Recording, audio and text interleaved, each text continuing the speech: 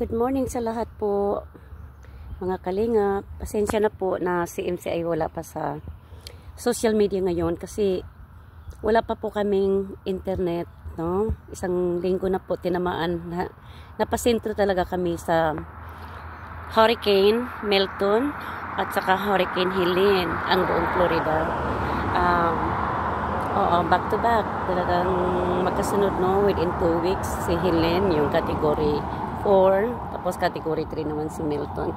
Kaya ang dami pong nasisira. Wala, yung mga harap ko po, wala pa rin pong mga electric yan. Wala pa po kaming power. Pati yung kahoy na dumapa na po yan. Marami pa pong mga debris, no? Yan, mga debris. Yung mga debris na yan, hindi pa po nakuha, no? Ito naman yung sa akin, guys, no? Kaya grabe po ang trabaho. Wala pa po talaga kaming connection maliban sa data lang na text.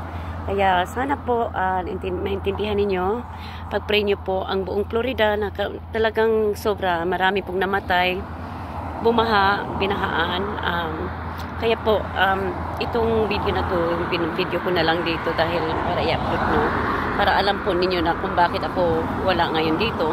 Kaya ito pinagkasira-sira talaga, pati coral ko, pati pinches ko, ayan guys. So, tutumba yan.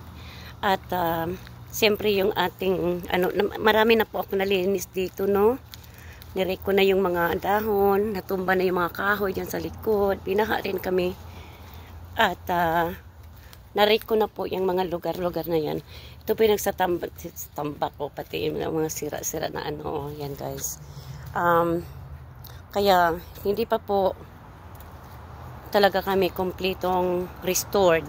Kaya pasensya na po sa mga subscribers ko, ha, kung nagtatanong kayo bakit nasana ako.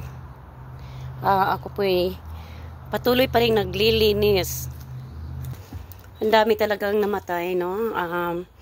Binaha talaga kami, pero okay naman yung bahay, no? Kasi yung bahay naman, pati ito sira, bumagsak din ito hanggang doon sa labas, guys, so, no?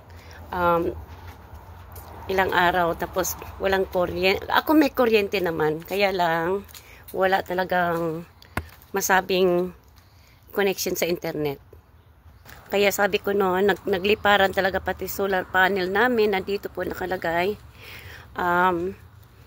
Yung iba hindi ko pa nakuha, nandyan sa ilalim ng swimming pool na ginawa kong pala isdaan, guys. Tingnan mo, tanggal lahat yan, oh.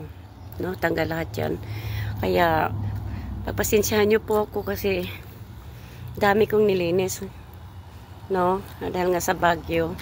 Kaya pray nyo po ang buong Florida, hindi lang po ako. Salamat sa mga nagpray sa akin, yung mga nakakaalam po. Thank you po sa inyong lahat. At makikita ulit tayo once na ma-restore na yung internet natin, ha? Okay, love you guys. I miss you all. Ayan, sa ating mga followers dyan.